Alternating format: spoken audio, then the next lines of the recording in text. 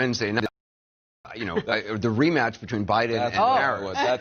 This is going to be the Thriller in Manila. Whatever it is. We got a big rematch now, and I think both of these candidates have a lot on the line.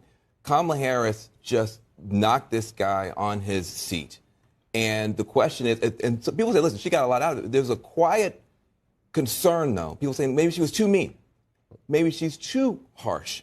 She's got to make a calculation. Do I keep doing that? Do I show another side?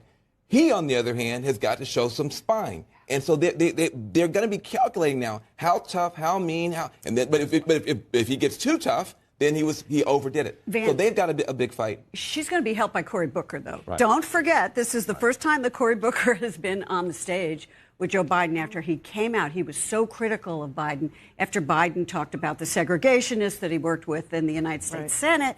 And I bet Booker is going to. Well, we'll see if Booker goes after Biden. I'm sorry. No, that'll be a possibility. I think we also ought to allow for the fact that even though these matchups are important, and I appreciate the fight night analogies, they all have imperatives strategically. Elizabeth Warren is doing very, very well, but she's doing well with college-educated voters, very liberal voters, and young voters. She hasn't broken through with white working-class voters, and her message is geared that way.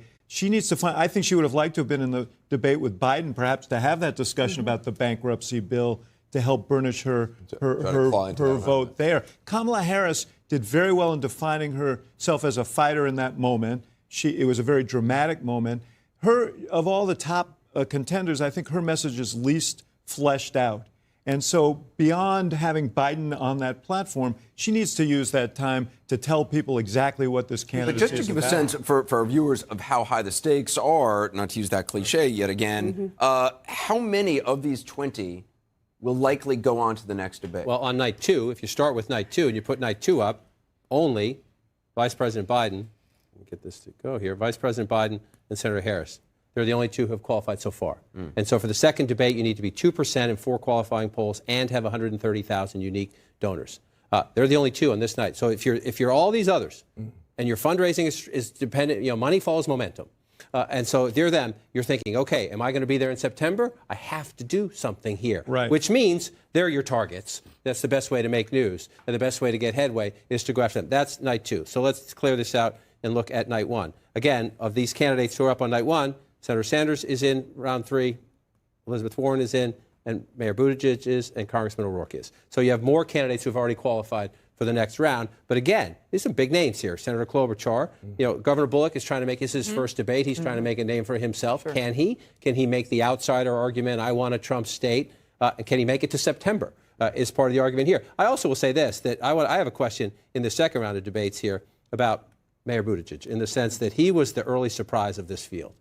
He was the guy who shot up. He blocked Beto O'Rourke from the new, interesting, next-generational face lane, a guy from Middle America. He's plateaued. He's had the police shooting issue back home. He's raised a ton of money. He's built a pretty good organization so far, and he's proven he's got the fundraising resources. Where's his play?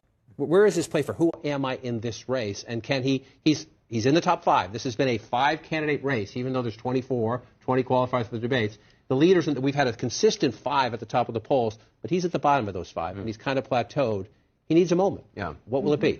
The roster, Anna, is now set for CNN's 2-night Democratic presidential debate event in Detroit. So let's review who's sharing a stage. These 10 candidates will face off the first night, Tuesday, July 30th, and they are Bernie Sanders, Elizabeth Warren. They will join Pete Buttigieg, Beto O'Rourke, Amy Klobuchar, Marianne Williamson, John Delaney, John Hickenlooper, Tim Ryan, and Steve Bullock. On the second night, Wednesday, July 31st, Joe Biden and Kamala Harris, they will join Julian Castro, Andrew Yang, Cory Booker, Jay Inslee, Kirsten Gillibrand, Tulsi Gabbard,